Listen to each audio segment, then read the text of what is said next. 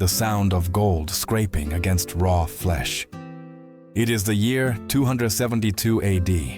You are standing in the burning ruins of Palmyra, choked by the thick black smoke of a dying library. Your only job today is to watch the sun of the east be extinguished. In the center of the chaos, a woman staggers. Her arms are not bound by rope, but by 40 pounds of solid gold chains that are slowly grinding her bones to dust. Yesterday, that gold paid her armies and adorned her throne. Now, it is a cage. Zura, the warrior queen who defied an empire, is forced to her knees, not by gravity, but by the crushing weight of her own wealth. A Roman general laughs, ripping a turquoise necklace from her weeping 7-year-old daughter and tying it to the mane of his warhorse. He wants the queen to beg. He wants tears. But look closely at her face. That isn't a tear running down her chin. It is blood. She is biting through her lip to keep from screaming, locking a prayer of vengeance behind teeth that refuse to chatter. This is not just a capture. This is the calculated breaking of a human soul. Yesterday, she was the son of the East. Her slightest gesture commanded 70,000 soldiers, and her voice could silence a council of elders in 3 different languages. Today, the only thing Queen Zura controls is the ragged rhythm of her own breath, fighting against the crushing weight of 40 pounds of solid gold that is slowly grinding her collarbone into dust. It is a cruel irony that a queen does not lose her throne to the clean strike of a sword or the chaos of battle, but to the cold, calculated betrayal of those she trusted, leaving her to face a fate far heavier than death. The morning sun over Palmyra, usually a brilliant crown upon the desert city, was choked by thick, oily pillars of black smoke. The air, typically smelling of spiced cedar and dry heat, now tasted of ash and copper blood. The great colonnade, the pride of the desert where caravans once traded silk and philosophy, was fractured. Through the haze, the sound of Roman caligae, hobnailed sandals, marching on stone echoed like a relentless heartbeat of doom. Zura stood not in her palace, but before the high arches of the royal library. She was a woman of striking presence, tall and unyielding, with skin the color of desert sand at twilight, and eyes as dark and sharp as obsidian.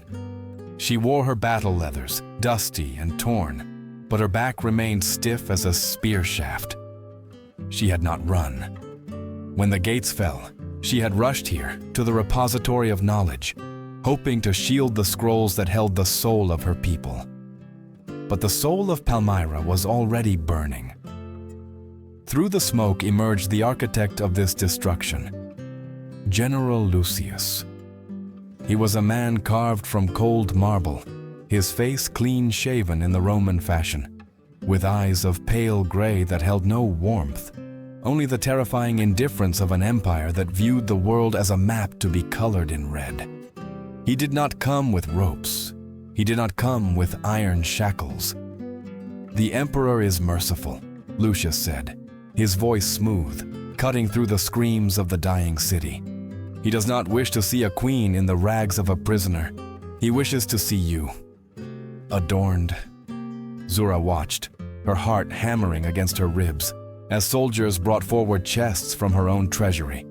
They were not looting them. They were opening them. "Put them on her," Lucius commanded. The soldiers, grunting with effort, lifted the ceremonial chains of office, heavy links of solid gold that Zura usually wore only for moments during the highest holy days. They draped them over her shoulders. The metal was hot from the desert sun, searing her skin through her tunic. Then came the bracelets, thick cuffs of gold the size of a man's forearm, hammered onto her wrists. Then the anklets. It was 40 pounds of wealth, 40 pounds of history, 40 pounds of gold that now acted as a cage. Zura's knees buckled under the sudden, unnatural weight, but she forced herself to stand. The gold dug into her flesh. This was the Roman way. Parcere subjectis et debellare superbos, to spare the conquered and war down the proud. But for Zura, they had chosen a third option: humiliation. They were using the symbols of her power to physically crush her. "Where is the rest of the brood?" Lucius asked, looking past her. A soldier dragged a small figure from behind the library columns. It was Ilara, Zura's youngest daughter. The girl was only 7, her small frame trembling like a leaf in a storm, her large, fearful eyes fixed on her mother. She clutched a small doll in one hand, and around her neck hung a delicate necklace of turquoise and silver, a protective charm Zura had given her at birth. "Do not touch her," Zura roared, the sound tearing from her throat. She tried to lunge forward, to place her body between the monster and her child, but the gold betrayed her. The heavy chains swung, throwing her off balance, and the sheer weight of the bracelets pinned her arms to her sides. She was a statue in her own city, trapped in a gilded shell. Lucius approached the child. He did not draw his sword. Instead, he reached out with a gloved hand and snapped the delicate chain from Ilara's neck. The girl cried out, a thin, high sound that pierced Zura's soul. Lucius held the turquoise necklace up to the sunlight, inspecting it with a sneer. "Pretty trinket. Too fine for a barbarian child."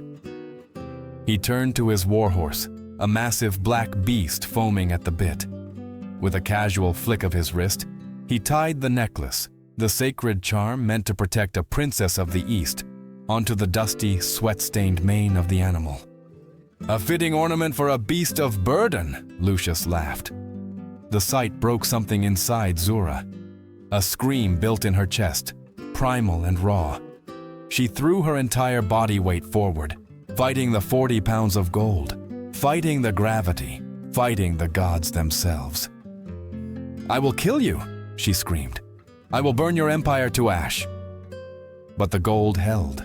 It dragged her down, slamming her knees into the scorching pavement. The physical pain was blinding, the metal biting into her collarbone, bruising the bone. But the emotional agony was worse. Her daughter was crying, reaching for her, and Zura could not lift her arms to hold her. She looked up at Lucius, who looked down at her with amused contempt. He wanted her to weep. He wanted the Queen of the East to beg for mercy in the dirt.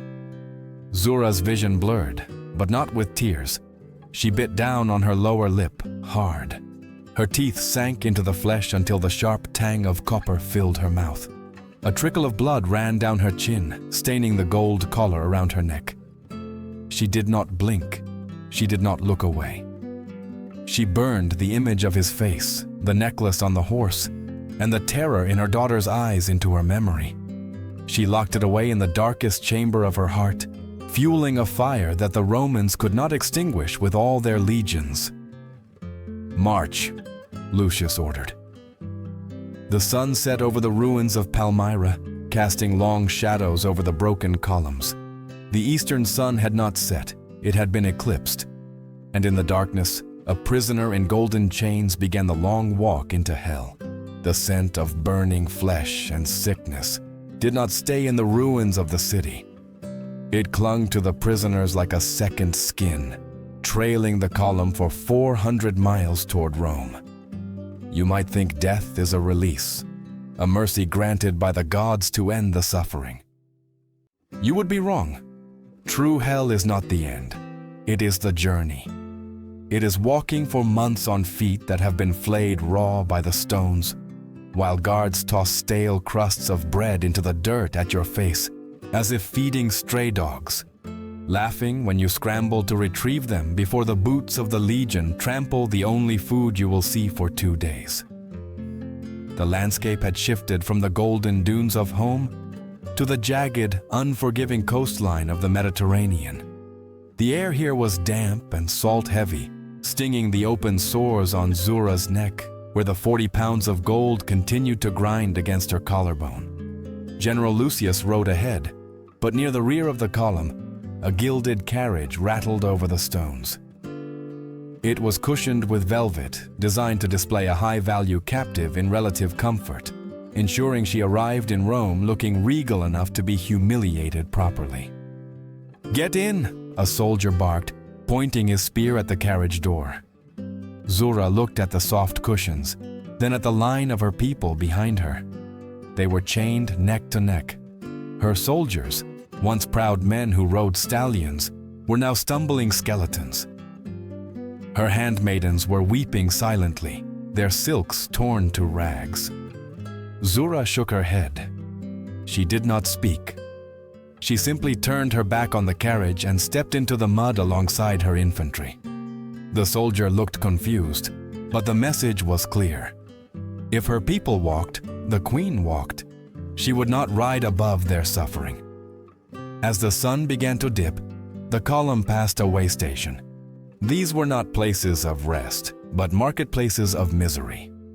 Hovering at the edges of the Roman camp were men like Decimus.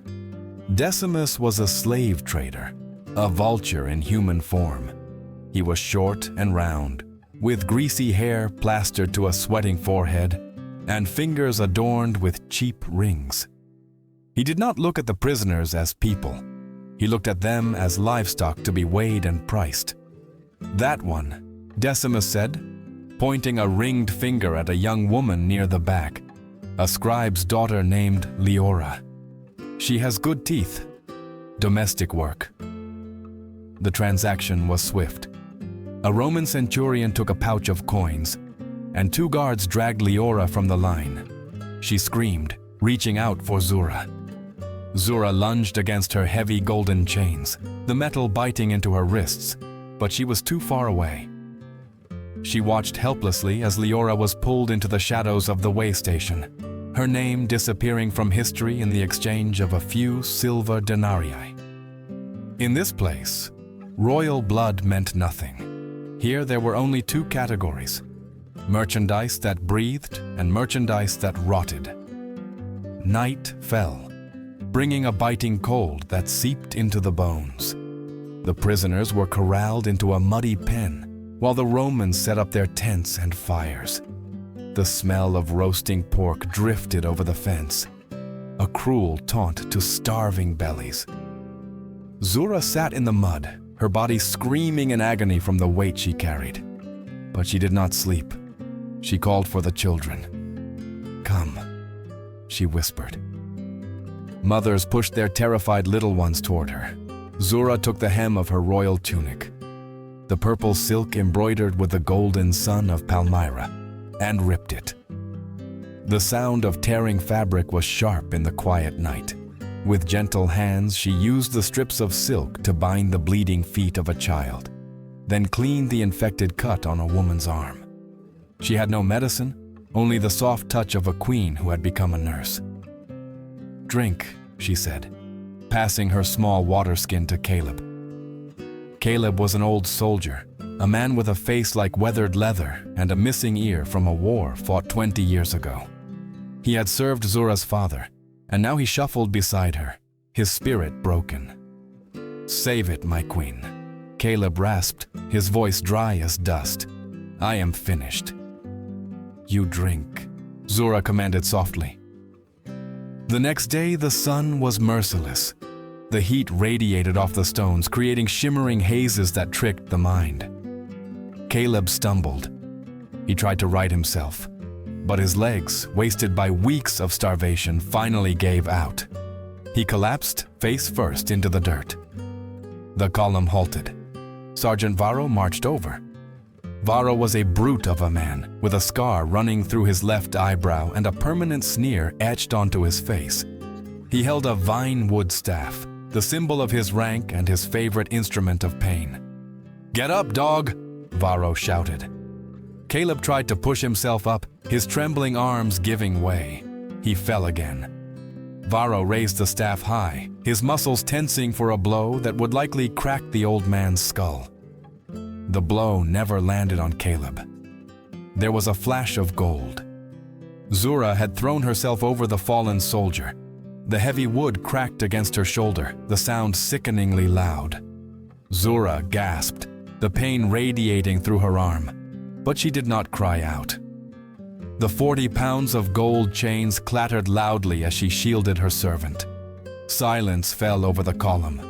Even the Romans stopped to watch. Zura slowly rose to her knees, then to her feet. She stood between Varro and Caleb. She did not glare at him with hatred. She did not bare her teeth.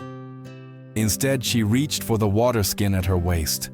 With steady hands, ignoring the throbbing welt on her shoulder, she uncorked the skin. She knelt beside Caleb, lifted his dusty head, and poured the precious water into his mouth. She wiped the dirt from his face with her thumb, ignoring the Roman sergeant standing mere inches away with his weapon raised. Varro lowered his staff. He looked at the queen, covered in mud, weighed down by the emperor's chains, yet displaying a dignity that his own general did not possess. He looked at the other prisoners who were now standing straighter, watching their queen bleed for them. For a moment, the brute felt something he hadn't expected. Shame. He felt small. "Move on," Varro muttered, turning away and refusing to meet her eyes. "Everyone moves on." Zura helped Caleb to his feet.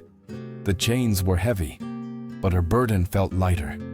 She had lost a city, but on this road of ghosts, she had kept her soul. The drums did not sound like music. They sounded like the heartbeat of a leviathan, deep and resonant, vibrating against the stone walls of the holding cell. To Zura, they sounded like drums made of human skin. Inside the damp antechamber of the Porta Triumphalis, the air smelled of stale incense and fear. Zura stood still as a statue while Roman attendants fussed over her. They were not servants. They were stagehands preparing a prop. Cassius, the master of ceremonies, circled her. He was a small, nervous man with ink-stained fingers and a tunic of expensive, undyed wool. He viewed the triumph not as a military victory, but as a theatrical production where every gasp of the crowd had to be earned. "Tighter!" Cassius snapped at the guards. "The chains must drape across the chest. The crowd needs to see the gold against the skin. It highlights the tragedy." The guards wrenched the golden fetters tighter. The cold metal bit into the bruises left by the long march. They added a second layer of chains, links of heavy, polished gold that connected her wrists to her ankles. It was a masterpiece of cruelty, forcing her to take small, shuffling steps, a gait that mocked her natural, long-legged stride. They placed a diadem upon her head, heavy with rubies that caught the torchlight like drops of fresh blood. "Perfect," Cassius whispered, stepping back. "You look exactly like what they fear, a monster made of beauty." The heavy wooden gates groaned open. The sunlight blinded her. Zura stepped into the roar.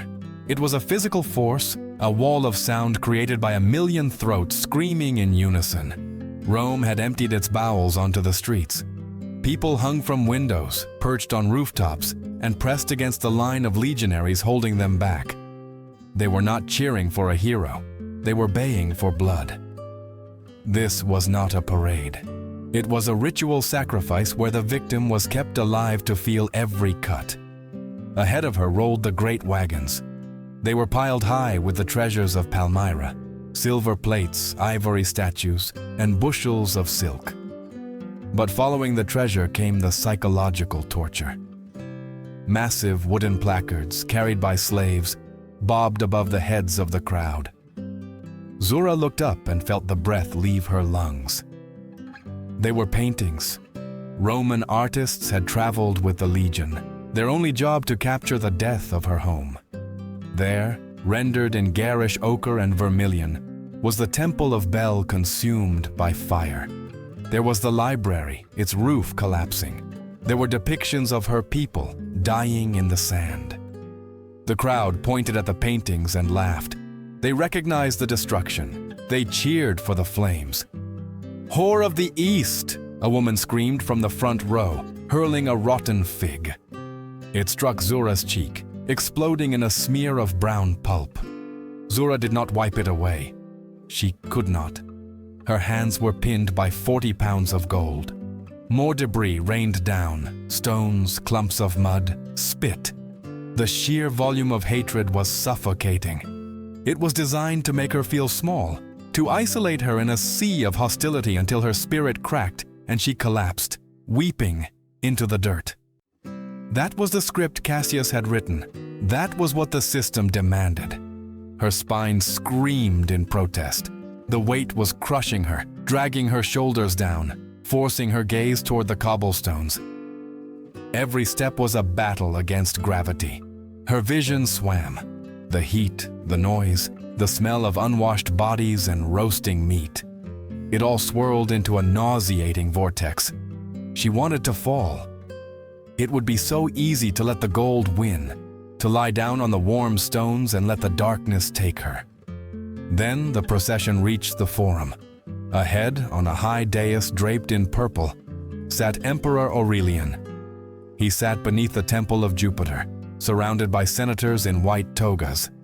He looked bored, waiting for the climax of his show.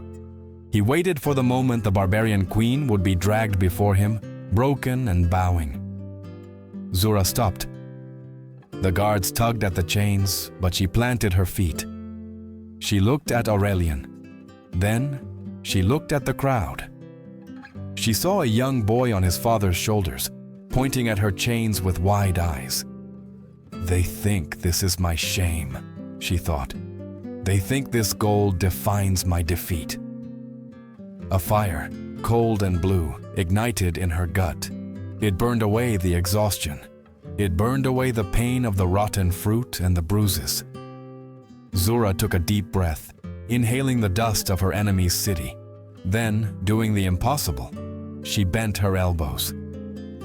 Her muscles, honed by years of riding and warfare, corded under her skin. With a guttural cry that was lost in the crowd's roar, she lifted. She lifted the heavy golden chains up. She raised her manacled hands until they were level with her face, then higher, until they were above her head. Clank. The sound of the heavy gold links colliding echoed strangely in a sudden pocket of silence near the dais. She did not bow. She did not stumble. She framed her face with the gold, turning the instruments of her slavery into a frame for her defiance. She wore the chains not as a prisoner, but as a titan holding up the sky. She stared directly at Emperor Aurelian. She did not blink. She held the pose, her arms trembling not from weakness, but from the sheer force of will required to hold 40 pounds of metal against the sky. The jeering faltered. The laughter died in 1,000 throats. The crowd was confused. They had been promised a broken woman shuffling to her doom. Instead, they were looking at a statue of a goddess, terrifying and unbroken, marching through their hate as if it were nothing but mist. Aurelian shifted in his throne. For the first time, the boredom left his face, replaced by a flicker of something dangerous, respect, or perhaps fear. Zura lowered her arms slowly, with control, and resumed her walk. She did not look at the ground again. She marched past the emperor, her head high, the gold rattling a rhythm of war against her armor. Roman history scrolls will tell you that she wept. They will claim that when the heavy iron grate of the Tullianum slammed shut, blocking out the sun, the Queen of the East collapsed into a puddle of tears, begging the gods for mercy. But history is written by men who need to believe that women are fragile things that break when dropped. The truth. Zura did not weep. She spat at the darkness. She spat at the shadow of the emperor. If you think Rome is civilized, strip away the white marble and the philosophy, and you will find the Tullianum, a wet, suffocating hole carved into the bedrock of the Capitoline Hill, where the empire digests its enemies in the dark. The cell was not a room. It was a grave that hadn't been filled in yet. The floor was slick with the filth of centuries, mud, excrement, and the decaying straw of those who had come before. Above, the muffled sounds of the festival continued. The citizens of Rome were drinking wine and singing about their victory, oblivious to the fact that their glorious city sat atop a sewer of human misery. Zura sat against the cold, weeping stone wall. The 40 pounds of gold were gone, stripped away by the guards and tossed into a chest like common scrap metal. Her wrists were raw and bleeding, but the lightness of her limbs felt strange, almost ghostly. "Do not waste your spit on the stone, child," a voice rasped from the corner. "The stone does not care." Zura started. In the gloom, she saw a figure huddled beneath a rot-eaten wool blanket. It was an old woman, her skin as pale and translucent as parchment, her eyes clouded white with blindness. This was Eldred, a relic of the Northern Wars. She was Germanic, a former handmaiden to a line of chieftains long since erased. "Who are you?" Zura asked, her voice hoarse. "I am the memory of the North," Eldred whispered, shifting her brittle bones. "I was here when they brought the Iceni Queen's news." "Boudica. You know the name?" "Every queen knows the name," Zura replied. "She burned London to the ground." "She took poison," Eldred corrected, her voice trembling. "She knew what Rome does to captured women. She chose the silence of the grave over the noise of their chains. And I was here when they brought Thusnelda, proud Thusnelda." Zura crawled closer, drawn by the horror of the history lesson. "What happened to her?" "They did not kill her," Eldred hissed. "That is the Roman trick. They let her live. They let her watch. They took her son, the grandson of a hero, and put a wooden sword in his hand. They made him a gladiator. She had to watch the blood of her blood die for the applause of fat senators eating figs." Zura felt a chill that had nothing to do with the damp dungeon air. This was the hidden truth of the Empire. They didn't just conquer land, they consumed lineages. The heavy grate in the ceiling groaned. A shaft of blinding torchlight cut through the darkness. A ladder was lowered, and boots hit the stone floor. Emperor Aurelian descended. He was not wearing his ceremonial robes now. He was dressed in the practical tunic of a soldier, his forearms bare and scarred. He was a man of war, not a soft politician born in purple sheets. He looked around the filth of the Tullianum with a wrinkled nose, a man inspecting a necessary but unpleasant latrine. "Leave us," Aurelian commanded the guards. When they were alone, save for the blind Eldred cowering in the shadows, Aurelian looked at Zura. He did not sneer. He looked at her with a cold, pragmatic calculation. "You performed well today," Aurelian said, his voice echoing off the wet walls. "You held the chains high. The crowd was impressed. I was impressed." "Then finish it," Zura said, standing up to meet his gaze. She was dirty, bruised, and wearing rags, but she looked down at him. "Send the executioner. My neck is ready." Aurelian chuckled, a dry sound like shifting gravel. "Always the drama with you Easterners? Why would I kill you? If I kill you, you become a martyr. Rebels will whisper your name in the marketplaces of Egypt. They will say Zura died for their freedom." He stepped closer, invading her space. "No, I have a better plan. You will live. You will retire to a villa in Tibur. You will marry a Roman senator. You will attend our banquets, speak our Latin, and worship our Jupiter. You will be living proof that even the wildest son can be tamed by Rome." "I am not a pet," Zura spat. "I will starve myself before I eat from your table." "The Iceni Queen chose death," Aurelian mused, pacing the small cell. "And her daughters were forgotten. Their names erased. Is that what you want? Erasure?" "It is better than being your trophy," Zura retorted. Aurelian stopped pacing. The amusement vanished from his face, replaced by the hard, granite look of a man who had burned cities to the ground for the sake of order. He realized that threats to her own life meant nothing to a woman who had already walked through the fire. "You want to die to save your honor," Aurelian said softly. "You think death is the worst thing I can offer." He snapped his fingers. From the top of the shaft, the guards shouted. There was a scuffle, the sound of small sandals scraping against stone and terrified whimpering. Two figures were lowered down the ladder, roughly handled by the legionaries. Zura's heart stopped.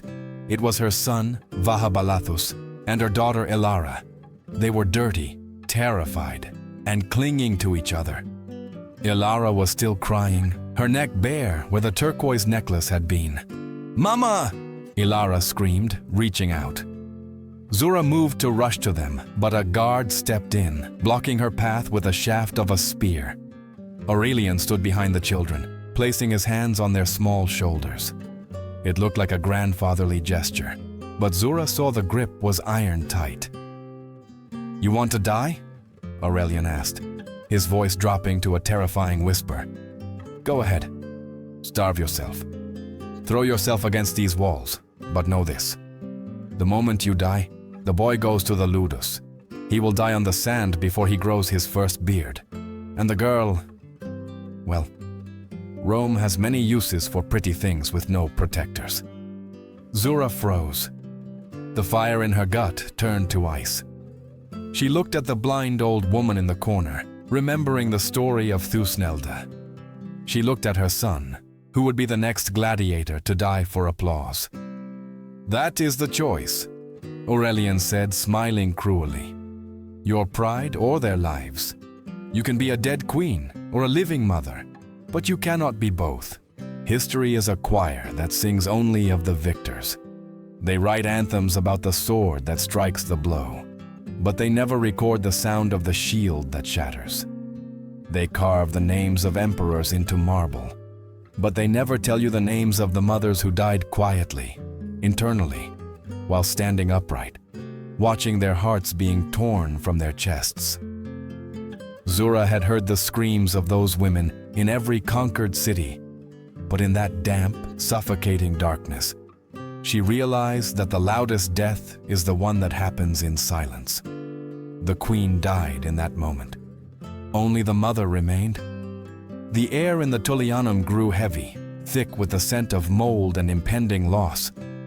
Emperor Aurelian did not need to raise his voice. A simple nod was enough. Two Praetorian guards, faceless behind their iron helms, stepped forward. They did not grab Zura. They grabbed the children. "No!"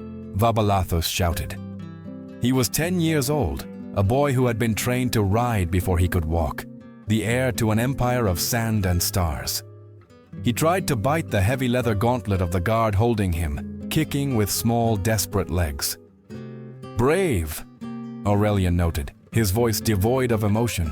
"He has fire. The crowd loves fire." He leaned in close to Zura, who was being held back by two other guards, her arms pinned, her body thrashing uselessly against the stone wall. "Do you know the Ludus Magnus, Zura?" Aurelian asked. "It is the great gladiator school just a few streets from here. They are always looking for fresh meat. Your son, he will not be a prince there. He will be the barbarian boy. They will give him a wooden sword and throw him into the pit with starving dogs to teach him how to bleed. And when he grows, if he survives, he will die on the sand to entertain a baker who is bored with his lunch." Zura stopped thrashing. The image paralyzed her. She saw her son, the blood of her blood, not leading armies, but dying anonymously in the dirt, his name forgotten before his body was even cold. And the girl? Aurelian turned his gaze to Elara, who was sobbing silently, clutching the hem of her brother's tunic until they were ripped apart. "She is pretty. The brothels in the Subura always pay well for exotic skin. She will serve Rome, one legionary at a time." "Stop!" Zura screamed. It was not a command, it was a plea. The echo bounced off the wet walls, a raw, animalistic sound. "This is not cruelty," Aurelian said, stepping back and smoothing his tunic. "This is erasure. This is how we ensure that in 50 years, no one remembers Palmyra. We do not just burn your libraries. We wash the desert out of your bloodline. Your children will be slaves, their children will be bastards, and the name of Zura will be nothing but a whisper in the wind." Zura looked at Vahbalathus. The guard had him in a chokehold. The boy's eyes were wide, terrified, pleading for his mother to save him. She looked at Elara, who had curled into a ball on the filthy floor. The fire in Zura's gut, the fire that had allowed her to lift the golden chains in the sunlight, was suddenly extinguished by a cold, crushing wave of reality. Honor was a luxury for the dead. Boudica had chosen honor, and her daughters had vanished into the mist. If Zura chose honor now, if she chose to be the martyr, her children would pay the price in blood and shame. The fight left her body. Her shoulders slumped, her head bowed. Slowly, painfully, Zura sank to her knees. She did not kneel to Aurelian the emperor. She knelt to the executioner of her pride. "I submit," she whispered. The words tasted like ash. Aurelian raised a hand. "I cannot hear you." "I submit," Zura cried out, looking up at him with tear-streaked eyes. "I will be your trophy. I will wear your Roman silks. I will learn your tongue. I will smile at your banquets and pretend that I am grateful." She crawled forward on her knees, grabbing the hem of Aurelian's tunic. "But you will swear to me. You will swear by your Jupiter and my bell that they will be safe. They will not be slaves. They will be educated. They will live as nobles." Aurelian looked down at the broken woman. He had won. He had not just defeated an enemy. He had acquired a symbol. A living queen was worth more than a dead martyr. "They will be raised in my own household," Aurelian promised. "They will be Romans. They will forget the desert." "Let them live," Zura sobbed. "Let them forget if they must. Just let them live." Aurelian nodded to the guards. The pressure on the children was released. They were not shoved into the darkness. They were lifted up. "Take them to the Palatine," Aurelian ordered. "Bathe them, feed them." "Mama!" Elara cried out as she was carried toward the ladder. "Go!" Zura choked out, forcing a smile that broke her heart. "Go with them. Be brave. I will come for you." She watched them disappear up the shaft toward the light, toward a future where they would be alive, but where they would no longer be hers. They were Romans now. The heavy grate slammed shut again. Zura was alone in the dark with Eldred. The silence returned, but it was different now. It was the silence of a tomb. Zura sat back against a cold wall. She pulled her knees to her chest and rocked back and forth. Softly, in the gloom, a sound began to rise. It was not a scream. It was a melody. Zura began to sing. It was a lullaby from the oasis of Palmyra, a song about the moon watching over the sleeping dunes. She sang it to the empty air. She sang it to the stone. She sang it to the ghost of the queen who had died in this room so that her children could walk in the sun. In the corner, the blind old woman listened, and for the first time in years, a tear rolled down her withered cheek. The queen was dead. Long live the Roman housewife, from the damp rot of the Tullianum to the perfumed gardens of Tibur. The transition was so sharp it felt like a physical blow. But do not let the scent of blooming roses or the softness of imported silk deceive you. This was not freedom. This was a prison designed by architects rather than jailers. Here, the executioner's blade was replaced by the poisoned compliments of aristocrats, and the heavy iron shackles were exchanged for a wedding ring of polished gold. The villa sat on a hillside overlooking the distant, hazy sprawl of Rome. It was a masterpiece of marble and mosaic, a testament to the wealth of Zura's new owner, Senator Gaius Valerius. Valerius was a man of 50, with a face softened by years of easy living and wine, and eyes that held the terrifying, patronizing warmth of a man who believes he is taming a wild animal for its own good. He did not view himself as her captor. He viewed himself as her savior. "You look civilized, my dear," Valerius said, standing in the doorway of her atrium. Zura stood before a polished silver mirror. Her handmaidens, Roman girls who chattered in rapid Latin, had scrubbed the desert sand from her skin with pumice stones. They had painted her face with white lead to mask her complexion and reddened her lips with ochre. They had wrapped her warrior's body in a stola of violet silk, pinning it at the shoulders with intricate brooches. Zura touched her reflection. The woman in the mirror was a stranger. The queen was gone, buried under layers of Roman cosmetic powder. "I look like a Roman," Zura corrected him, her voice devoid of inflection. "Precisely," Valerius beamed, oblivious to the distinction. "Tonight, the elite of the Senate will be here. They are curious. They want to see the fire of the East." He stepped closer, placing a hand on her shoulder. It was a heavy hand. "But not too much fire, Zura. Remember your children." The mention of the children was the lock on her cage. Vabalathus and Elara were safe, housed in a separate wing, being tutored by Greek slaves. But Zura knew they were hostages. One misstep, one outburst of rebellion, and the comfortable villa would be swapped for the gladiator school. The banquet began at dusk. The dining room was a riot of excess. Couches were arranged in a U shape, laden with guests who reclined while slaves poured Falernian wine and served platters of roasted dormice and flamingo tongues. The air was thick with the smell of roasting meat and the sound of performative laughter. Zura lay on the couch beside Valerius, feeling the eyes of Rome crawling over her skin. To them, she was not a person. She was a curiosity, a spoil of war that could breathe.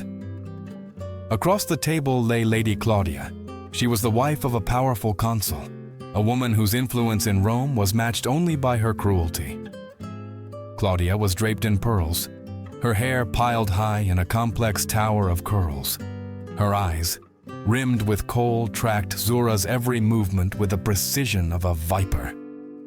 "It is fascinating," Claudia announced loudly, the room falling silent to hear her. "To see a barbarian wearing the stola. It is like putting a saddle on a wolf. It walks, but it does not quite know how to trot." A ripple of polite laughter went through the guests. Valerius stiffened but kept his politician's smile. "Zura is learning our ways quickly," Valerius said defensively. "Is she?" Claudia took a sip of wine, her eyes locking onto Zura. "Tell me, dear, do you miss the sand? Do you find our syllables too complex for a tongue used to barking orders at camels?" Zura slowly set down her goblet. The insult was not just to her, but to her culture, her ancestry, and her intelligence. The old Zura would have drawn a dagger. The prisoner Zura had to be smarter.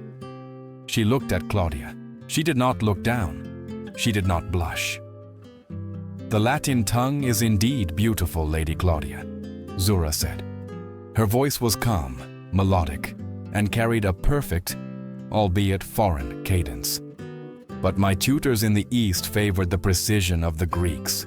We studied the Stoics while Rome was still learning to pave roads." The room went quiet. "The Greeks?" Claudia scoffed.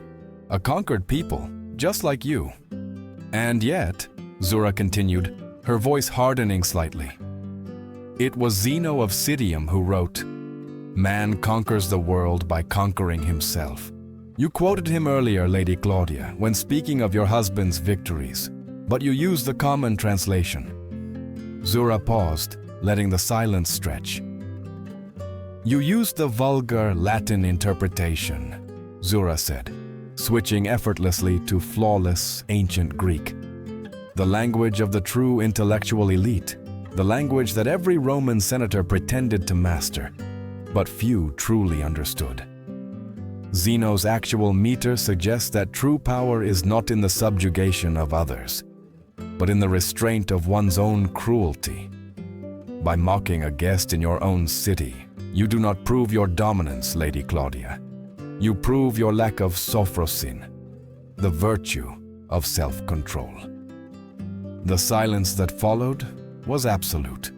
The senators stared. Valerius's mouth hung slightly open, They had expected a savage who stumbled over words. Instead, they had been lectured on moral philosophy and Greek meter by a woman they considered a savage. Lady Claudia's face flushed a deep, ugly red beneath her white powder. She opened her mouth to retort, but found no words. To speak now would be to admit she did not understand the Greek that Zura had spoken. Zura picked up her wine goblet again. She took a sip, her eyes cool and detached. "But perhaps," Zura said, switching back to Latin, "I am mistaken. I am, after all, just a barbarian learning to trot." Valerius let out a loud, nervous laugh, breaking the tension. "A toast to learning." The guests drank, but the mood had shifted. They looked at Zura differently now. The amusement in their eyes was gone, replaced by something colder and more respectful. They realized that Aurelian had put golden chains on her wrists and silk on her body, but he had failed to shackle her mind. She was not a pet. She was a sleeping lioness in their living room. They thought they had scrubbed the desert from the children's skin with olive oil and strigil. They believed that by drowning the name Vahbalathus in cups of sweet Falernian wine and replacing it with the sharp, respectable Latin Titus, they could erase the history that ran through the boys' veins. But Rome made a fatal error. They assumed that silence was the same as forgetting. They did not know that memory is a root that grows best in the dark, cracking the heaviest marble foundations from beneath. Tonight, history would not be written by the victors in ink. It would be rewritten by the vanquished in whispers. By day, Zura was the perfect image of Lady Livia, the dutiful wife of Senator Valerius. She managed the household accounts with mathematical precision, organized banquets where the fish sauce was imported from Spain, and oversaw the weaving of wool.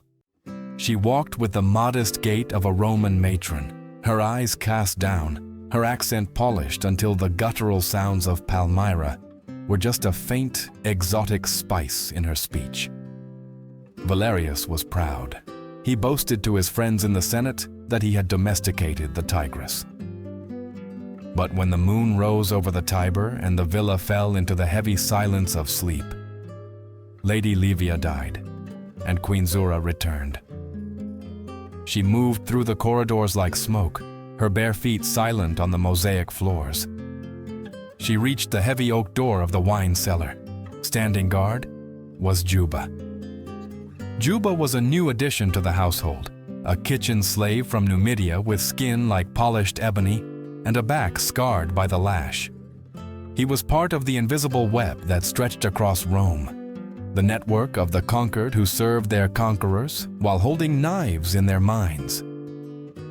Juba nodded once, a barely perceptible dip of his chin. The coast was clear.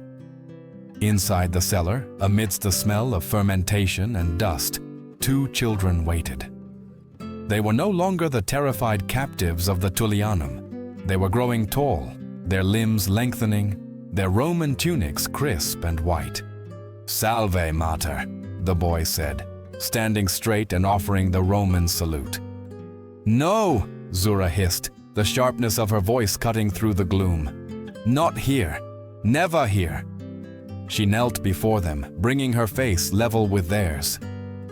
"In the sunlight, you are Titus and Flavia. You love Jupiter. You honor the emperor. But in the dark, who are you?" The boy hesitated. The Roman indoctrination was strong, a daily tide trying to wash away his identity. He looked at his sister, then back at his mother. "I am Vabalathus," he whispered, the syllables feeling strange and heavy on his tongue. "And I am Ilara," the girl added softly. "Good," Zura said, pulling a scroll from a hidden niche behind a wine rack. It was not a Roman text. It was a map of the stars, drawn in the style of the East. "Tonight we do not speak of legions. We speak of how the caravans navigated by the Scorpion star. Speak the names of the constellations in your father's tongue." For an hour the cellar became a classroom of resistance. Zura taught them the history that Aurelian had tried to burn. She told them of the queens of the East who rode alongside kings, not behind them. She taught them that their blood wasn't barbaric, but ancient. Then, the lesson changed. Zura cleared a space on the dirt floor. "Rome fights with shields and walls," she said, handing Vahbalathus a short wooden stick she had fashioned from a broken crate. "They rely on weight. They expect you to stand and brace. But the desert wind does not brace. It flows." She showed him a grip, the reverse hold of a Palmyrene dagger. "When a man larger than you strikes, do not block him. Step into his shadow. Use his weight to break him." Vahbalathus practiced the motion. Step, turn, pull, step, turn, pull. He stumbled at first, his movement stiff with Roman discipline. But Zura was relentless. She corrected his footing, her hands firm. She was planting seeds of war in the soil of his muscle memory. "They will call you weak because you are small," Zura whispered into his ear. "Let them believe it, until you are ready to strike." 2 days later, the sun beat down on the Villa's Palaestra, the open-air gymnasium where the sons of the nobility trained in wrestling. Zura stood on the upper balcony, ostensibly arranging flowers, but her eyes were fixed on the sand below. Vahbalathus, Titus to the world, was in the center of the ring.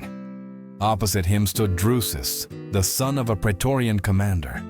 Drusus was a head taller, broader, and cruel in the way that only the sons of powerful men can be. "Look at the little sand rat," Drusus sneered, kicking sand at Vahbalathus's legs. "Did your mother teach you to fight or just how to wear jewelry?" The other boys laughed. It was the laughter of the pack. Drusus lunged. It was a classic Roman attack, heavy, direct, relying on brute strength to grapple and crush. He expected Vahbalathus to cower or to try and lock arms, a contest he would surely lose. Vahbalathus froze for a split second.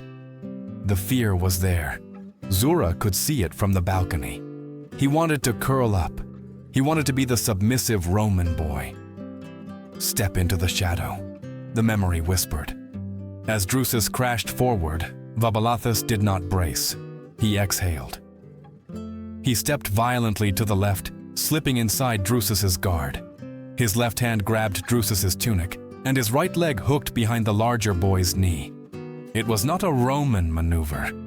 It was the motion of a desert viper striking from the sand. He used Drusus's own momentum against him. With a sharp twist of his hips, Vahbalathus sent the commander's son flying. Drusus hit the sand with a heavy thud, the wind knocked out of him. Silence fell over the gymnasium. The tutor, a Greek freedman, dropped his writing tablet. Vahbalathus stood over his opponent. He was breathing hard, his fists clenched. He looked down at the boy who had called him a rat. Then he looked up. He found Zura on the balcony. She did not smile, she did not wave. She simply placed her hand over her heart and gave a single imperceptible nod. It was not a victory for Titus the Roman. It was a victory for Vahbalathus of Palmyra. The empire had changed his clothes and his name, but they had not broken his stride. The war for his memory was just beginning, and he had won the first battle. If you believe that golden chains can truly lock away a human soul, or that the weight of an empire can crush a memory into dust, then look closely at the eyes of the old woman sitting beneath the twisted branches of the olive tree. She has no throne. Her fingers, once strong enough to hold the reins of a war chariot, are now gnarled and trembling like the roots beneath her feet. But make no mistake, this woman has won a war that Rome does not even know it fought. If you believe that the truth deserves to outlive the lie, then listen to the final beat of her heart, for it is the drum of a victory that will echo for centuries. The year was 300 CE. The sunlight over Tibur was just as golden as it had been 40 years ago, but the empire that basked in it was changing. The marble was starting to crack. The borders in the north were bleeding, the treasury was strained, and the Senate bickered while emperors rose and fell like tides. Rome was tired, but in the garden of the Valerius villa, there was peace. Zura lay on a daybed draped in linen, her body frail, reduced to bone and spirit. She was dying. She knew it, not with fear, but with the calm acceptance of a traveler who sees the final way station ahead. The villa was quiet, but it was not empty. They had come from the city, from the courts, from the legions. "Mother," a deep voice rumbled. It was Titus Vabalathus. He was a man of 50 now, his hair graying at the temples, wearing the purple-bordered toga of a high magistrate. To the world, he was a pillar of Roman stability, a man who had funded aqueducts and advised proconsuls. But as he knelt beside her bed, his movements were not those of a Roman. He did not stiffly bend. He flowed down to the earth, his forehead touching her hand, in the reverence of the East. "The physician says it is time," Titus whispered. "The physicians know bodies, not stars," Zura wheezed, her voice a dry rustle of leaves. "But yes, the star is setting." Behind Titus stood Flavia, Ilara. She was a matron of terrifying influence, a widow who controlled shipping lines that fed the capital. She stepped forward, her face composed, but her eyes wet. "We are here, Mama," Flavia said. "All of us." Zura looked past them. The garden was filled with children and grandchildren. There were boys playing with wooden swords near the fountain, and girls weaving flower crowns. They looked like Romans. They spoke Latin with the sharp, arrogant accent of the capital. They laughed about chariot races and gladiators. A cold doubt gripped Zura's heart. Had she done enough? She had spent 40 years fighting the war of memories in the wine cellar. She had taught Titus and Flavia, but these grandchildren? They were the third generation. The third generation is always where the erasure happens. They were comfortable, they were safe. Had the desert finally been washed away by the Tiber? Zura closed her eyes. Perhaps Aurelian had won after all. Perhaps she was just a ghost haunting a house that belonged to the enemy. "Nana?" A small hand touched Zura's cheek. Zura opened her eyes. Standing there was little Valeria, Flavia's youngest daughter. She was only 7 years old, with curls as wild as a sandstorm, and eyes that held a familiar obsidian darkness. Valeria climbed onto the edge of the daybed, ignoring the scolding look from her mother. She leaned close to Zura's ear, smelling of milk and jasmine.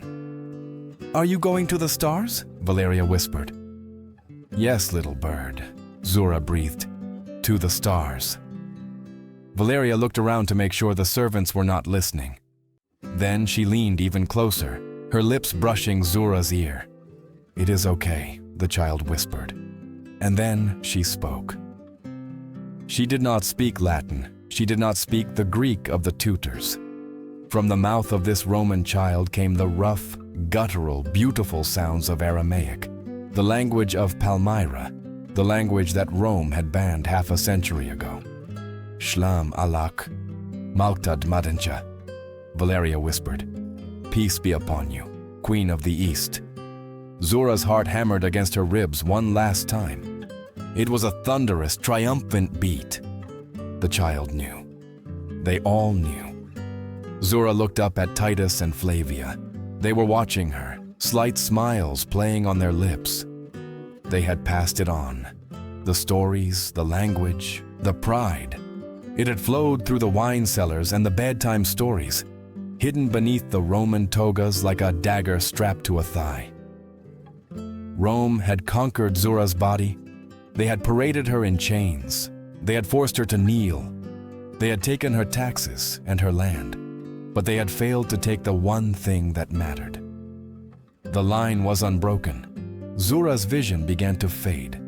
The golden light of the Italian sun softened, shifting into the blinding white heat of the desert. She heard the wind singing through the colonnades of Palmyra. She saw the faces of her ancestors waiting in the light. She did not die as a Roman matron. She did not die as a captive. Zura smiled, a true radiant smile that stripped years from her face. She squeezed little Valeria's hand, anchoring the future to the past. I won. She breathed into the silence. And then, the sun of the east set, leaving behind a sky full of stars that Rome could never extinguish. Zura's story teaches us that true strength is not always about swinging a sword or shouting the loudest. Sometimes, the greatest battles in life are fought in silence. You may face chains in your own life, heavy burdens, unfair circumstances, or people who try to make you feel small. They may try to erase your identity or crush your spirit.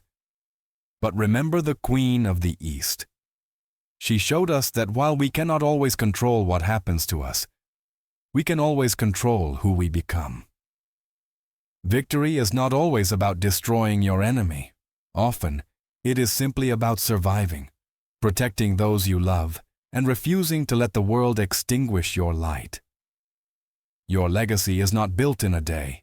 It is built in the quiet moments where you choose to keep going. If this story of the Queen of the East touched your heart, please hit the like button and share this video to help us keep these forgotten voices alive. Subscribe to the channel so you never miss a chapter of history's hidden truths.